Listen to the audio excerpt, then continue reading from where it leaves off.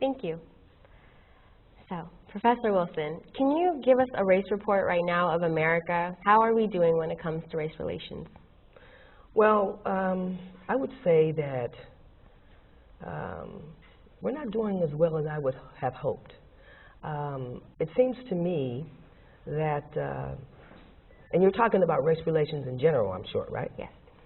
It seems to me that we had this idea that we were in a post-racial society after the election of Barack Obama.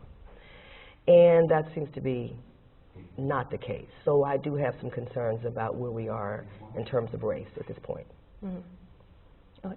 So why do you think there are numerous stereotypical images of Latinos, Asians, African Americans within the entertainment industry? Well, first of all, in order to denigrate a group of people, to use them, to abuse them, and to take total advantage of them and fill your pockets, you have to rationalize that. So when we go back to slavery, let's go back to Native Americans. When Europeans first came to the so-called New World, where people were already there and wanted to take over the land, had this concept of manifest destiny, that they could take over the land, they needed to rationalize that.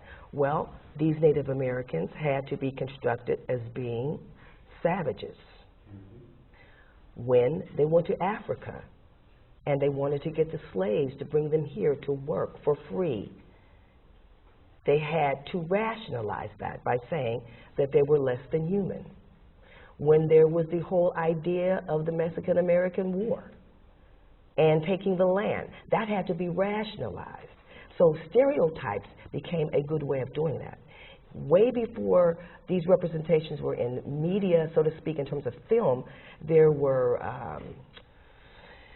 exhibitions where all of these groups were stereotyped. Even certain groups that have now become white were stereotyped. So these stereotypes have worked to the degree that they could rationalize the denigration that these groups have suffered at the hands of the white elite. Mm-hmm. And so they have consisted over time because over time these white elite have wanted to maintain the status quo, to maintain their position of superiority, and to rationalize the continuance of denigrating these various groups. Mm-hmm. So would you say that things have gotten, I guess, worse since, since like the early 80s or the 90s, when there was more positive images of people of a different race? Or do you think it's gotten better when it comes to the media? I think after the Civil Rights Movement and some of the successes, there were some ideological changes in terms of people feeling the need to do the right thing after Dr. King was assassinated. I think that we became somewhat complacent in our struggles because we had affirmative action and we had opportunities. But I think that when Barack Obama became the president of the United States, I think a lot of people got so upset to think about that there's this black man running the country that it has made things a lot worse. That's what I think. Mm-hmm.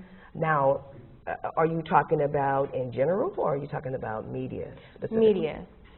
Okay, I would say, if we look at media, for example, we have maybe our percentage of, say, okay, let's look at numbers in terms of parity. Let's say, for example, we have about 13% African Americans in America. So we're pretty much at parity in terms of representation in media, in terms of our numbers. Unfortunately, we have many more supporting roles, and even our directors are directing shows, sitcoms that are questionable. Like, for example, Tyler Perry. Even his work is questionable. So when we look at our representations, even though the numbers have grown and they're at parity, We have some concerns about there being stock characters, and there being representations that fall into those same stereotypical realms. Let's look at Latinos. Latinos represent around 16% of Americans.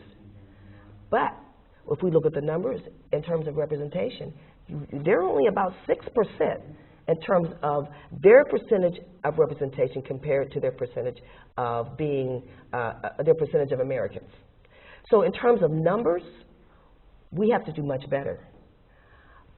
We have people like George Lopez, we have America Ferrera, we have Eva Longoria, but we still have stereotypical images. The sassy Latina. We have the stereotypical images, like for example in the George Lopez's show, where his father's an alcoholic, and I mean, and the problem is not so much that we have some of these representations, because we know that in our families and in our groups, we do have that. We do have people like that. But the problem is that we don't have enough diversified images. If we look at white Americans, if we see them in, say, for example, a gangster movie, well, that's fine. We can see them in 2, 3, 4, 5 gangster movies, because there are so many movies where we see them diversified. We see them as executives, as doctors, as lawyers, as police officers, as people who save the day. But when we look at representations of ethnic groups, so-called minorities, we don't have those diverse issues. And a lot of people who don't have an understanding of who we are, because they don't know us, because they haven't experienced us on a personal level, they think that we are those exact representations in those very few shows or programs where we are seen. Mm-hmm. Okay. So then what message overall do you think minorities are being sent about themselves through music, through television, through movies? Well, I think for the most part that minorities are seeing messages about themselves that have been constructed from someone else that is outside of their group. For the most part, the directors and the writers are not us.